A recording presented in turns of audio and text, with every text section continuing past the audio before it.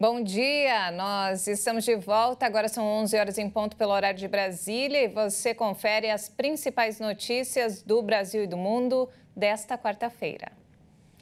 Mesmo com a explosão de casos da dengue, a vacina contra a doença está em falta na rede privada de saúde. A fabricante informou que neste momento vai priorizar o SUS. De novembro do ano passado a janeiro de 2024, a procura pela vacina da dengue, a Qdenga, cresceu 600% nas farmácias Raia e Drogasil.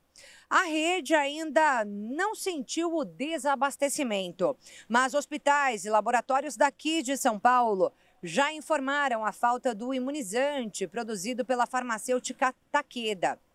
Pela alta demanda, as vacinas esgotaram no final de semana no Hospital Sírio-Libanês. O Albert Einstein está com abastecimento parcial e algumas unidades do grupo Fleury também não têm mais estoque. Por meio de nota, a empresa fabricante informou que está concentrada em atender de forma prioritária o Ministério da Saúde para promover o acesso da vacina contra a dengue de forma integral e gratuita para a população. A Takeda acrescentou que o reabastecimento será gradual e deve priorizar pacientes que já receberam a primeira dose e agora precisam completar o esquema vacinal.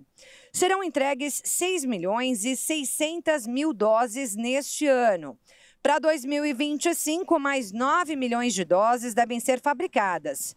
Nesta semana, a vacina Qdenga começa a ser distribuída ao Sistema Único de Saúde em 521 cidades consideradas endêmicas para a doença. Segundo o Ministério da Saúde, o Brasil já tem mais de 345 mil casos prováveis de dengue. E olha só, a construção de um polo turístico em João Pessoa, na Paraíba, já desmatou 47 hectares de Mata Atlântica. A obra vem acumulando um histórico de danos ambientais desde 1988.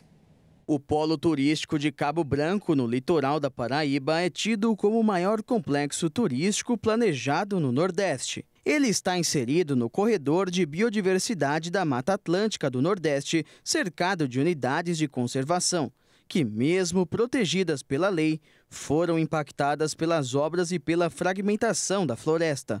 Até o momento, pelo menos 47 hectares de Mata Atlântica já foram desmatados desde o início das obras e diversas espécies de animais vêm desaparecendo da região ou morrendo por atropelamento. O projeto é uma promessa do governo da Paraíba, que teve seu primeiro embargo em 1988 na implantação das vias de acesso em função do desmatamento em área de proteção permanente, aterro de mangue e desmonte sem autorização prévia.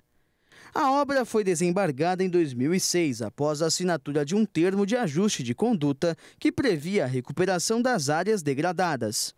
Após alguns anos parada por instabilidade política no estado, em 2009 as obras do Centro de Convenções foram iniciadas, com uma nova licença de instalação. Porém, o Ministério Público Federal encontrou diversas obscuridades e ilegalidades para acabar com a vegetação da Mata Atlântica. Por esse motivo, a obra teve sua primeira etapa finalizada apenas em 2012, com a construção do Centro de Convenções de João Pessoa. Em 2023, as obras recomeçaram, após um longo processo de manobras jurídicas e políticas que resultaram em um acordo em relação às compensações necessárias para o licenciamento ambiental. O anúncio da retomada das obras pela Companhia Paraibana de Desenvolvimento levou ambientalistas e pesquisadores da Universidade Federal da Paraíba a denunciarem em uma carta aberta os danos irreversíveis que a construção iria causar ao ecossistema daquela região e as irregularidades referentes ao licenciamento ambiental.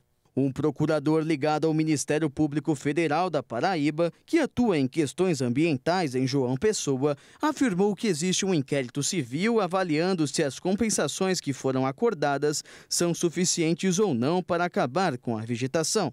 Em uma vistoria realizada às obras em dezembro do ano passado, foram verificadas o descumprimento de várias regras ambientais pré-estabelecidas. Diversos especialistas também afirmaram que a obra precisa ser enquadrada na condição de utilidade pública ou interesse social. e não como um complexo turístico. Após quase uma semana de incêndios no Chile, a região de Valparaíso registrou mais de 130 mortes. Os estragos causados pelos incêndios florestais mais mortais que o Chile sofreu neste século atrasam a contagem das vítimas e a assistência aos que perderam as casas. O que mais nos impressionou foi a magnitude da destruição desse incêndio. Nesses 11 anos, eu nunca vi o nível de violência de um incêndio florestal que se espalhou pelas casas, que devastou vilarejos inteiros. Isso é o mais chocante.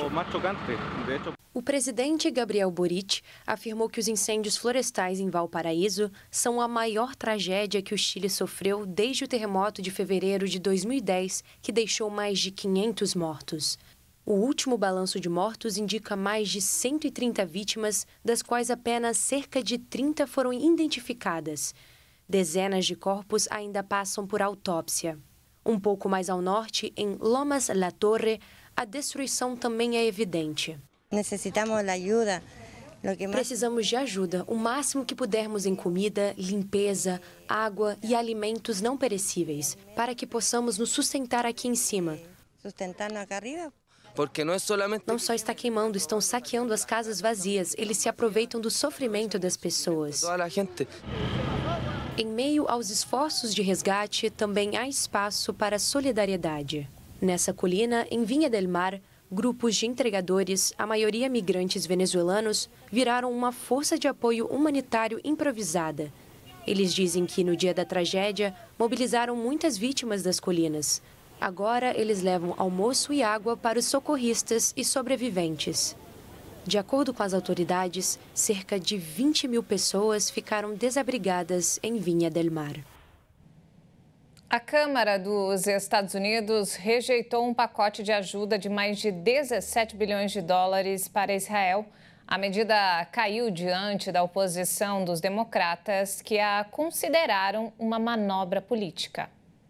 Um total de 167 democratas votaram contra, depois que o presidente Joe Biden ameaçou exercer o seu veto. Também contou com a oposição de 13 republicanos. Os conservadores, influenciados pelo ex-presidente Donald Trump, querem liberar a todo custo novos fundos para Israel, na guerra contra o movimento islamista palestino Hamas na faixa de Gaza. Também nesta terça, congressistas republicanos fracassaram na tentativa de submeter o secretário de Segurança Doméstica dos Estados Unidos, Alejandro Mayorkas, a um processo de impeachment devido à crise migratória na fronteira com o México, um tema-chave na campanha para as eleições presidenciais no país. A Câmara dos Representantes votou 2 artigos que acusam o ministro do presidente democrata, Joe Biden, de não fazer cumprir a lei e de ter violado a confiança pública. Essa edição fica por aqui. Mais informações daqui a pouco, à 1 da tarde, com Daniela Paris. Muito obrigada pela companhia. Até mais.